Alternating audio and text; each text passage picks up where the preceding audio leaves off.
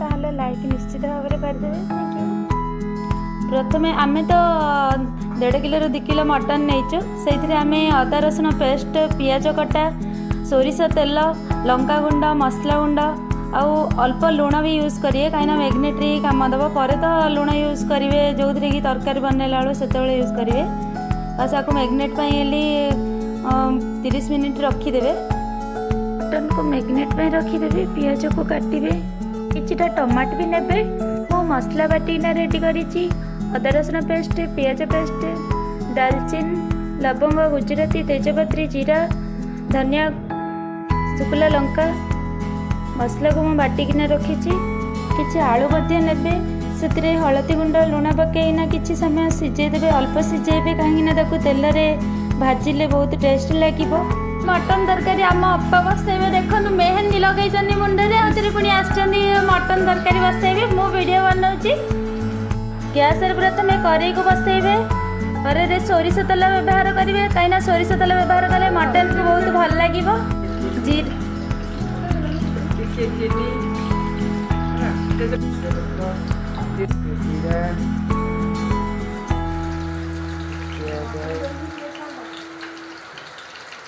तेल रे पियाज पकईना लाली करी भाजबे पियाज लाली आसला टाइम रे लंका गुंड पकईबे कहीं तेल रे लंका गुंडा पकईले तरकार कलर भल आसी थाए।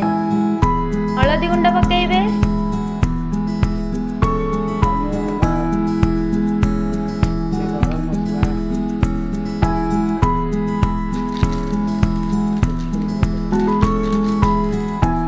मटन मसला भी पकईबे सबु किछि मिसई देबे तेल रे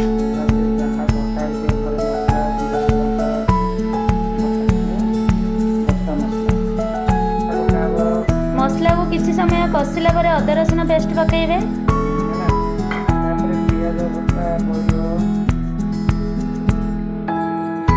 पियाज बटा को पकईबे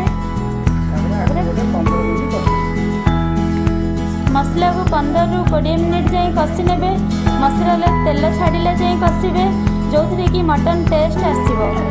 मसला लाली हो गला परे से मैग्नेट करी रखिथिबा मटन को पकेबा किछटा टमाट पकेदेबे अल्प सिझेई रखिथिबा आलू को छाणी देइचो मसला सह मटन पकेइना 15 ରୁ 20 मिनिट जाए भल भाव में कषि नेबे किछि समय कषिला परे से लुण पकेबे स्वाद अनुसार।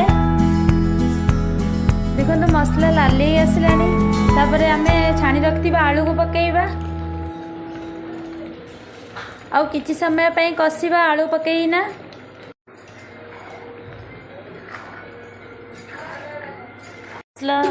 मसला कषि सारिला परे ताकू प्रेसर रे ढाली देबा कहीं करे तो मटन सीजेनी प्रेसर रे 2 ରୁ 3 हुइसिल बाजिला परे ही मटन सीझिबो एणुकरी आम प्रेसर रे ढालिबा मटन को आउ किछि जल देबा ठंडा जल ही देबे गरम जल देबे नहीं कहीं ठंडा जल देवा द्वारा मटन टेस्ट आसी थाए। प्रेसर रे जल दे सारा पर भल भाव में घाटी देबा तापर प्रेसर रो घोड़णी देदेबा 2 ରୁ 3 हुइसिल आसिला जे आम अपेक्षा करबा। आपण मानक हमर मटन बनैबार स्टाइल केमिति लागिला आपण माने मते कमेंट रे जणाइबे जति आपनको भल लागे ताले वीडियोटी को लाइक और कमेंट कर देबे। Thank you so much all thank you. मो मटन तरकारी रेडी एमिति मटन तरकारी बनै गरम गरम खातो केमिति लागिला मते कमेंट रे जणाइबे। Thank you.